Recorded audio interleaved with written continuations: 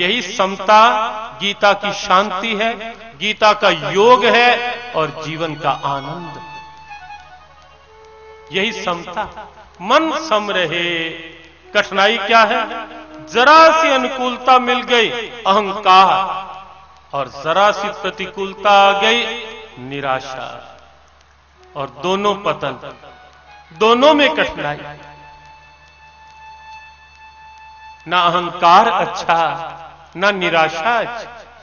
अहंकार भी गिराता है, निराशा भी गिराती है, जबकि गीता की प्रेरणा तो ये है, उद्रेदात्मात्मनम नात्मानम साध्येत आत्मैव आत्मनो बंधुर आत्मैव विप्रात्मना। ए साधक, ए मानव, तू अपने आप से अपने आप को ऊपर उठा, अपने आप को पतन में गिरा नहीं। उद्रेदात्मात्मानम नात्मानम असाध्येत, अपने आप को ऊंचा उठा। और ऊंचा कैसे उठेंगे? बुरा नहीं मनाना। केवल धन ऊंचा उठा पाए ऐसा नहीं, केवल बाहर का पद ऊंचा उठा पाए ऐसा नहीं,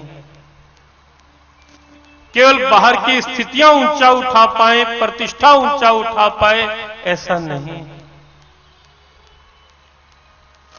गुरबाणी एक जगह और कहती है, को न बड्डा माया बड़ियाई सो बड्डा जिन राम लिव लाई। बड़प्पन किसका? शाश्वत सुरक्षित, जिसने आधार परमात्मा का बना लिया, जिसने भगवान को छोड़ दिया, सच्चाई को छोड़ दिया, सत्य को छोड़ दिया। आप जानते हैं ऊंचा आसन तो कंस को भी मिला था, लेकिन कन्हैया ने रंगशाला में वहीं पहुंचकर सीधा कंस के केश पकड़कर नीचे खींचा था, और कंस के ये कहने पर कि कन्हैया मैं तेरा मामा हूं। मामा के केश पकड़े जाते हैं, चरण। कन्हैया ने कहा पकड़ने तो चरण ही चाहिए, लेकिन चरण पकड़ने जैसा आचरण भी तो हो, स्थिति भी तो हो। केश इसलिए पकड़े हैं ये जताने के लिए कि तूने कैकेयी के केश पकड़कर ही। ये दो स्थितियां बड़ी विलक्षण थी। कल द्रौपदी की बात बताई थी कि दुशासन केश पकड़कर भारतीय सांस्कृतिक गरिमा को जब भरे दरबार में घसीट कर लाया, निर्लज्जता चरम पर, और एक देवकी के केश पकड़कर जब कंस ने रथ से नीचे खींचा, कन्हैया ने कहा बस यही जताने के लिए केश पकड़े हैं कि केश पकड़ने की पीड़ा क्या होती है। कुछ एहसास हुआ मामा? और नीचे खींच लिया। ऊंचा आसन मिला, लेकिन कहां रहा ऊंचा आसन? न तब रहा न अब है। किसी ने कंस नाम नहीं रखा होगा दोबारा। आसन ऊंचा हुआ तो क्या हुआ?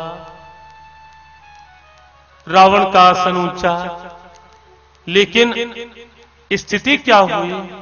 रहा न कोकुल रोवण हारा। केवल बाहर की स्थिति ही तो पर्याप्त नहीं है। यदि राम विमुख है, राम विमुख असहाल तुम्हारा। दुर्योधन ने हड़प कर ऊंचा आसन ले लिया।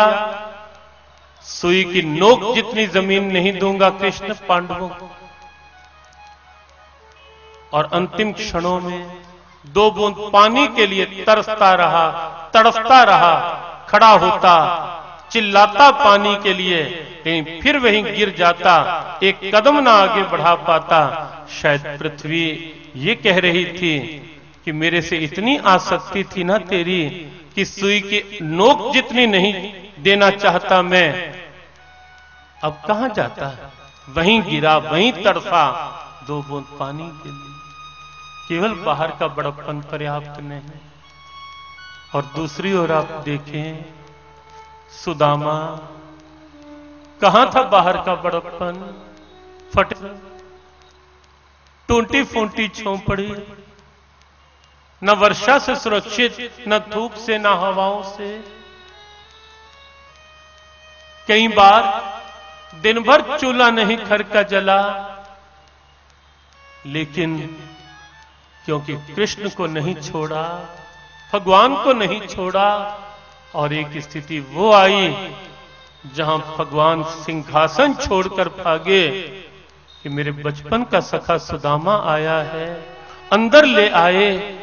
और आप सब जानते हैं कि अपना आसन सुदामा के लिए खाली करके सुदामा को बिठाकर स्वयं चरणों में बैठ गए।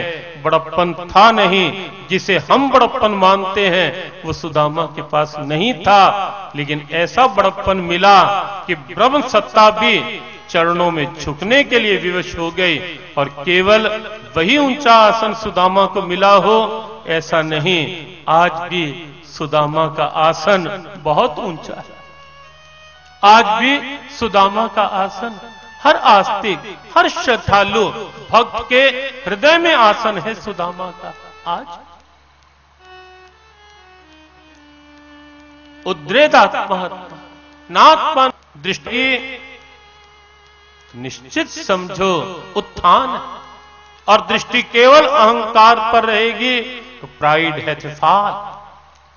कहीं ना कहीं भगवान न करे ऐसा हो।